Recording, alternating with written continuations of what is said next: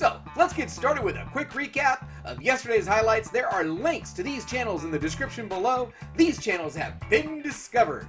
Okay, first up on the recap, Russ over at the Super Russ 9000 channel released a video yesterday titled My Entire Funko Pop Collection. Let's take a peek.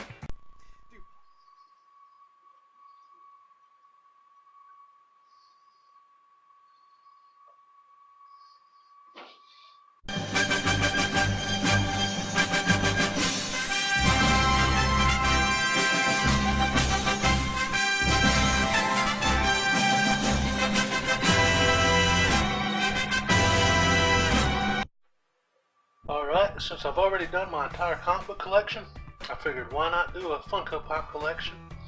So I'm going to focus on the out-of-box pops first, then I'll move those, and I'll focus on the in-box pops. Starting off up top there with Mr. Incredible, Elastigirl, Violet, and Dash from the Incredibles, or Jack from the Incredibles line. I still need to get Jack to consider that set completed. Not going to worry about the others in the line. Might get a Frozone because he just looks cool. On the second row, we've got... Dude, pops are so addicting. Man, nice collection, Russ. To see this entire video and more great content from Russ over at the Super Russ 9000 channel, click the link right here. Alright, next up, head over to the JLS Comics channel.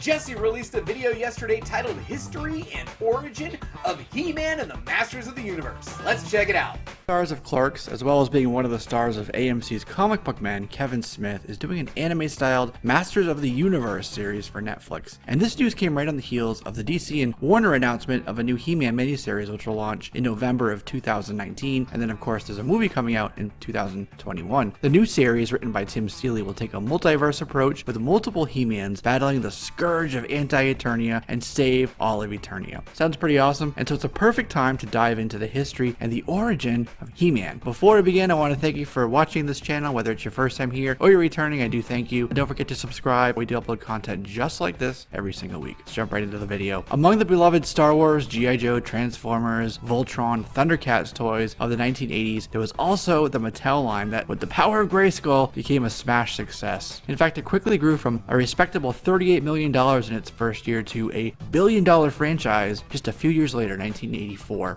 The CEO of Mattel passed on the rights to the new Star Wars line, the 3.75-inch line. Actually, a bunch of companies did. They thought they wouldn't do well, but it did massively. And so Mattel quickly needed to play catch up and create their own line, something marketable to boys. They couldn't do war or sci-fi, those have been done, so they went another route popular with boys: sword and sorcery. Mark Taylor, Mike Halpern, and Roger Sweet were all inspired by a few things: Conan the Barbarian, Beowulf, the Epic of Gilgamesh, the iconic imagery of Frank Frazetta. So Roger Sweet actually pitched an idea that was specific to their chosen genre, but generic enough to appeal to the masses. And then it was Mattel's toy designer Mark Taylor who stepped in for the character designs, which evolved from this Cro-Magnon prototype to a barbarian look to the Conan-esque design that we have today.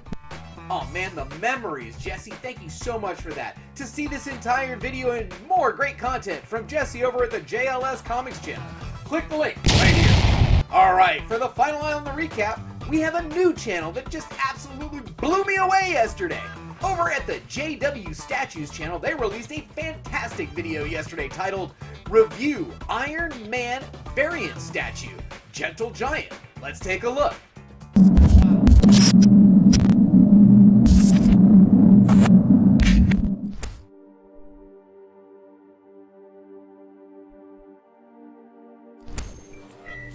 Look at everything we've accomplished, darling. It's amazing. We did so much. I want to thank you for everything you've done. Without you, none of this would be possible. Thanks. It was also you. A little bit of both of us, right? Yeah.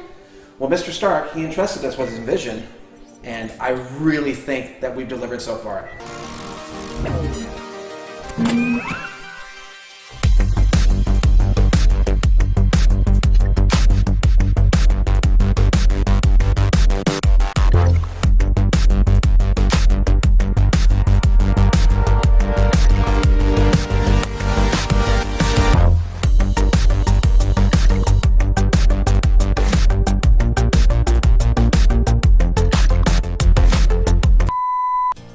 It's a pleasure to see you guys again. Welcome back, everyone, to JW Statues. I'm Jason. And I'm Victoria Wilkinson.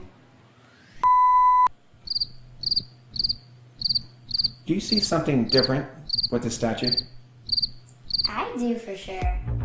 Yeah, unless you're an Iron Man purist, you're not seeing the typical red and yellow colors. This is a little different. Yeah, this is gold and silver.